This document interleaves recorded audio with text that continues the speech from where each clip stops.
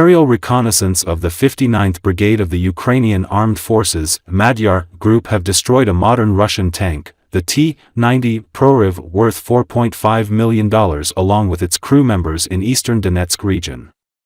The tank, which was positioned in a forest strip and firing at the positions of the Ukrainian army, became the target of a kamikaze drone.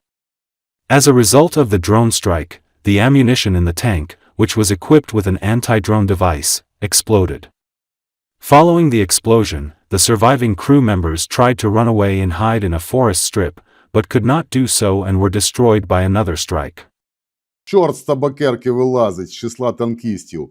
Розігрітий такий. Незаблюрена версія у телеграм-каналі Madyar. Жарко йому, роздягається і прямує у посадку. О, у одних гатях темно-синіх радянсько-армійських залишився. Заскокує у посадку, ну як же так, після такого в'йо, зарвав бися фартапуцало. Уважно спостерігаємо, он він. 3, 2, 1. А це вже карма. Від бабки втік, від дядки втік, від цукерка протипіхотного не втік. Дорозвідка бригадна після вчухання пожежі бажаючих поковштолувати повторно не виявила. Kremlin spokesman Dmitry Peskov said Tuesday that Moscow is not aware of U.S. Special Envoy to the Middle East Steve Witkoff coming to Russia, Associated Press reported. There is no information, and we do not plan any contacts, Peskov told journalists. According to media reports, a plane allegedly belonging to Witkoff landed in Moscow on Tuesday. We said that we have certain channels, along the lines of various departments, we have contacts and they have really intensified, as we have already said, as the administration is establishing its activities in Washington. But in this case, nothing on the Ukrainian settlement, he added. Commenting on Trump's statement that Ukraine may be Russian someday, Peskov said that a significant part of it has already become Russian, referring to the occupied parts of Donetsk, Luhansk, Zaporizhia and Kherson regions. This largely corresponds to the words of President Trump, he said. Нет, никакой информации нет и никаких контактов у нас не планируется. Ну, мы говорили, что у нас идет по определенным каналам, по линии разных ведомств у нас каналы осуществляются, они действительно интенсифицировались, как мы уже говорили, по мере того, как администрация тоже налаживает свою деятельность в Вашингтоне. Но в данном случае по украинскому регулированию ничего. То, что значительная часть Украины хочет стать Россией, и то, что она уже стала Россией, это факт. Это факт, который случился на земле. 4 новых российских региона. Люди, которые, несмотря на множество опасностей, стояли в очередях и голосовали на референдуме за вступление в Российскую Федерацию, это во многом корреспондируется со словами президента Трампа. Military engineers of Russia deploy anti-drone nets that entirely cover open-air sections of the road along critical supply routes in Ukraine. The ongoing effort to create a road of life is depicted in a video published by a Kremlin-backed media outlet. As told by a sapper team commander from the 3rd Army Corps of the Russian invasion forces, his unit was entrusted with an over 2-kilometer stretch of road between the towns of Bakhmut and Chasiv Yar. Ukrainian electronic warfare specialist Serhiy Beskresnov, known as Serhiy Flash, reported via Telegram that Russia is constructing nets spanning several kilometers to protect logistics, Defense Express reported. He said that these nets also defend against fiber-optic controlled drones, while smaller nets help block drone-dropped munitions and mines.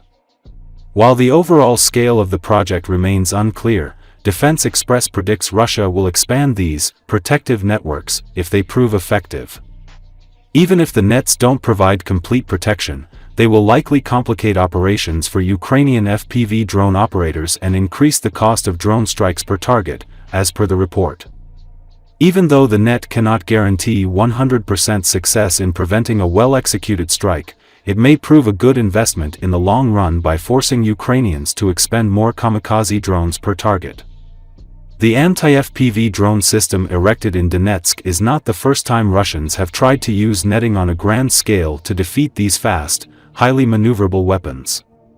As media previously reported, the Russians used mesh nets strung between lampposts on a road near Bakhmut to try and break up and deter FPV drones.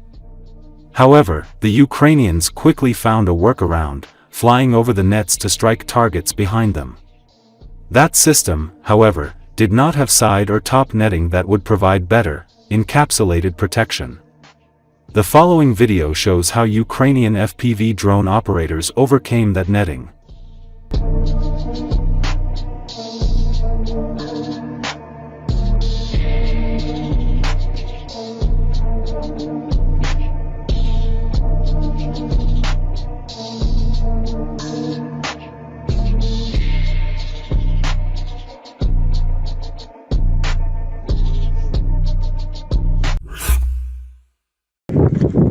Russian soldiers are experiencing shortage of military equipment on the front line. A video has been circulated in social media, showing Russian servicemen having difficulty to evacuate the dead bodies of their killed fellow soldiers. The video posted on Telegram app shows Russians carrying dead bodies of two fellow soldiers on a wheelbarrow under the threat of Ukrainian drones. The Russian soldiers were returning from a military operation and were carrying the wheelbarrow through the road that is filled with destroyed military equipment. Russian troops resort to various methods to evacuate the wounded and killed servicemen from the front lines. Numerous videos have been circulated in social media showing Russian troops struggling with shortage of supplies and equipment. Reports on the use of donkeys and horses by Russia's armed forces have also become widespread, highlighting the logistics problems within the Russian army. Только и ждут. Вот Такой так вот тиктокер, они как вы. у нас проходят боевые дни. Иду. Вот с очередной работы возвращаемся. Жень, передай привет. Всем привет. Я уже почти отработали, осталось только на нуль выйти и все. Мы дома. Там хохол сидит. Две посылочки. Наш. И укроп, блядь. Ну ничего, ничего. Нам нихуя не страшно. У нас Санек-то с рэпом, блядь. Я рядом с ним стою, блядь, как под куполом, блядь, и меня держит, нахуй. А еще у него тетя, как это, Була. Ну, хуяк, уже птичек знаем, где летит, где чё, нахуй. Ну, такая поебень. Вот с Клещей возвращаемся.